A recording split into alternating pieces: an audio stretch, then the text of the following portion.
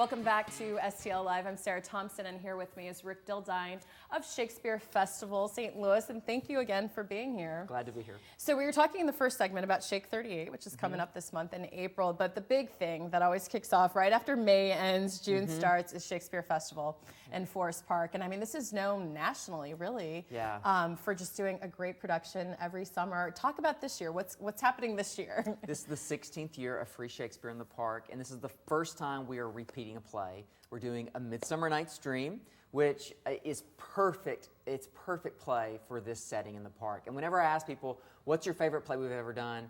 People 9 times out of 10 say Midsummer Night's Dream. Really? Yeah, always. And why did they say that? Just because it's more like light? I think it's light, it's fun, it's perfect in an outdoor setting. It's got love, it's got mystery, it's got comedy. I think, and the people read it too. Many people read it in high school. They remember that play. Yes, no, I was saying that too before we started the segment, trying to go through in my mind all the Shakespeare plays. Tell people who aren't familiar with the festival, what it is, its history, how this all came about. Sure. So it's the 16th year. It is free Shakespeare, so we raise funds to produce this fully professional play. Everybody out there is paid a living wage. They're all professional artists and craftspeople.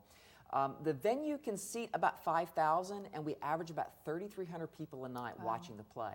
They bring their picnics. People come with Domino's pizza, have Domino's pizzas delivered up to elaborate picnics. We also have full concessions out there. We have chairs people can rent. But it really is come one, come all. There's no gates, there's no tickets, and you watch a show for free. Every night at 6:30, there's a green show, and 8 o'clock, the show begins. When you say a green show, what do you mean by that? So a green show is something typical that happened during Shakespeare's time. So it was kind of like performances that happened outside around the stage to get people excited. So we have local musicians, we have clowns, jugglers, face painting, arts and crafts for kids.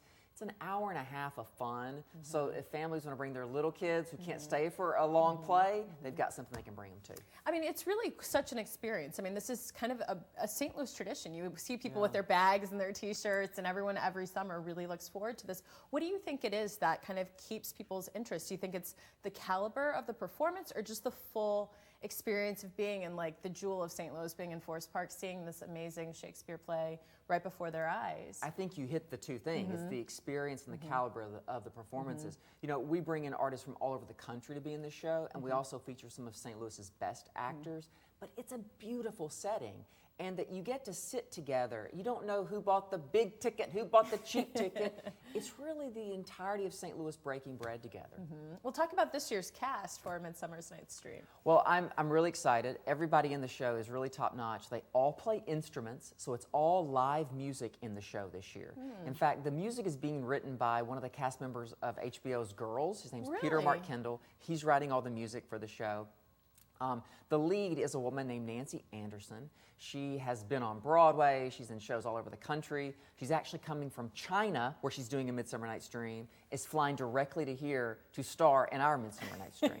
And there's time in there for rehearsal? I get at some point, yeah. She probably knows the whole show backwards and forwards. Right. And is there any other highlights for, I mean, that's quite a lot, actually, what you just named, but anything else people can look forward to? I think what I would say is that I'm directing the show this year. Okay. And it's really important to me that it's a show that kids are going to appreciate.